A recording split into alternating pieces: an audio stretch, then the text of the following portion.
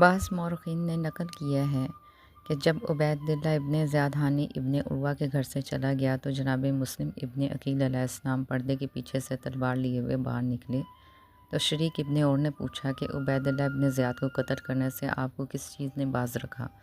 جناب مسلم ابن عقیل نے کہا، جب میں پردے سے باہر آیا تو اسی وقت ایک عورت، شاید وہی کنیز تھی جس کے ہاتھ میں پانی کا جام تھا، قریب آئی اور کہا، میں آپ کو خدا کی قسم دیتی ہوں کہ عبید اللہ ابن زیاد کو ہمارے گھر میں قتل نہ کیجیے گا۔ یہ کہہ کر رونے لگی۔ میں بھی تلوار رکھ کر بیٹھ گیا۔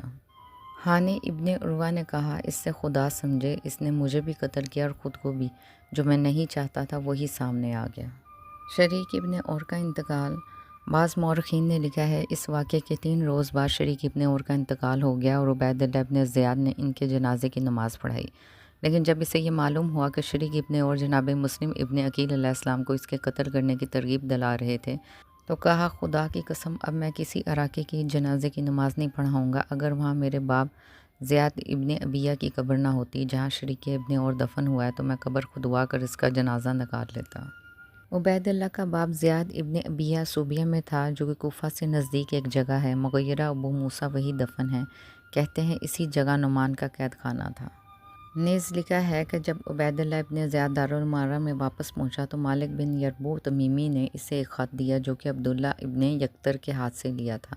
اس خط میں حضرت امام حسین علیہ السلام کے لیے لکھا تھا، اہل کوفہ کی ایک جماعت نے آپ علیہ السلام کی بیعت کر لی ہے، لہٰذا خط ملتے ہی آپ علیہ السلام آنے میں جلد کیجیے، کیونکہ لوگ یزید ابن معاویہ سے متنفر ہیں اور صرف آپ علیہ السلام کو چاہتے ہیں۔ عبید اللہ ابن زیاد نے عبداللہ بن یکتر کو قتل کرنے کا حکم دے دیا۔ عبداللہ ابن یکتر کا نسب بنی لیث بن بکر بن عبد مناف بن کنانہ قبیلہ کے عبداللہ بن یکتر بن ابی عقب لیثی حضرت امام حسین علیہ السلام کے رضاعی بھائی تھے۔ عبداللہ کے والد کا نام یکتر اور والدہ کا نام میمونہ تھا۔ بعض کے نزدیک یکتر یمن کے رہنے والے تھے۔ یکتر حضور پاک صلی اللہ علیہ وآلہ وسلم کے خادم اور ان کی والدہ میمونہ امیر المومنین حضرت علی ابن ابی طالب علیہ السلام کے گھر خدمات انجام دیتی تھیں۔ اسی وجہ سے حضرت امام حسین علیہ السلام کی نگہداری ان کے ذمہ تھی۔ اسی بنا پر یہ حضرت امام حسین علیہ السلام کی رضاعی والدہ کے نام سے مشہور ہو گئیں۔ بس اس بنیاد پر وہ رضاعی بھائی مشہور ہو گئے۔ نیز وہ معتقد ہیں کہ حضرت امام حسین علیہ السلام جناب بی بی فاطمہ زہرا سلام اللہ علیہ کے علاوہ کسی کا دودھ نہیں پیا ہے۔ اسی وجہ سے ابن حجر نے انہیں صائبین میں شمار کیا ہے۔ بعض انہیں حمیری کہنے کی وجہ سے یمن کے قبیلہ حمیر سے سمجھتے ہیں کہ جو مدینے میں پیدا ہوئے۔ حضرت امام حسین علیہ السلام نے جناب مسلم ابن عقیل علیہ السلام کو کوفہ بھیجنے کے بعد عبداللہ بن یکتر کو کوفہ روانہ کیا۔